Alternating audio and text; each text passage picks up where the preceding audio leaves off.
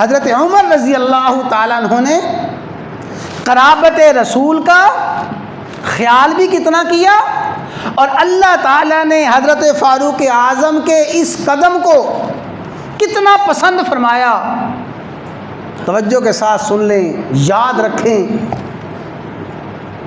کہ فاروق اعظم رضی اللہ عنہ کے دور میں جو دنیا کی عظیم سلطنتیں تھیں، قیصر کسریٰ فتح ہوئیں، اور قیصر و کسریٰ کے خزانے دربار خلافت میں پہنچائے گئے، سونے چاندی کے ڈھیر لگ گئے مسجد نبوی میں۔ مال غنیمت میں جو عظیم سے عظیم مال آیا، آپ کو پتہ ہے مال غنیمت میں آنے والی اس وقت کے بادشاہ یزدگر کی بیٹی شہربانو بھی تھی۔ وہ شہزادی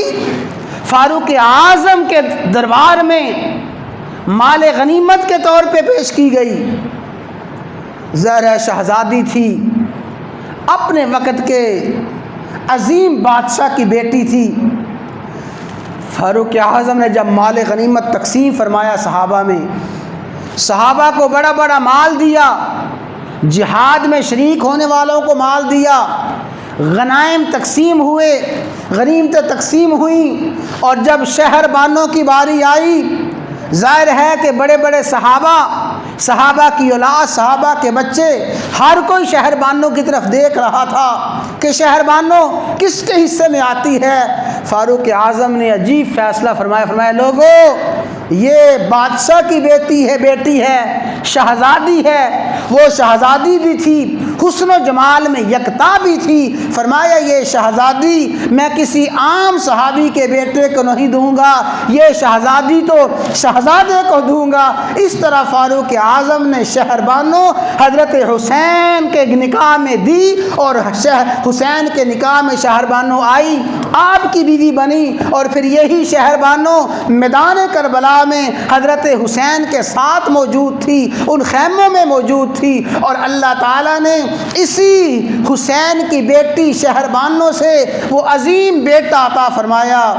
جسے امام زین العابدین کہا جاتا ہے۔ امام زین العابدین جس سے شیعہ کی امامت صغریٰ اور شیعہ کی امامت کا آغاز ہوا، کہتے ہیں پہلے امام علی ہیں، حسن و حسین ہیں، چوتھے امام زین العابدین ہیں، حضرت حسین کے بعد اپنا امام زین العابدین کو قرار دیتے ہیں۔ وہ زین العابدین شہر بانوں کے بطن سے پیدا ہوئے، اور حضرت حسین کی اس بیوی کے بطن سے پیدا ہوئے، پھر اسی امام زین العابدین سے آگے نسل چلی ہے، خاندان رسول چلا ہے، اہل بیت کا سلسلہ چلا ہے۔ امام جعفر صادق زین العابدین کے بیٹے ہیں، امام موسیٰ کاظم اسی زین العابدین کی نسل سے ہیں، اور حضرت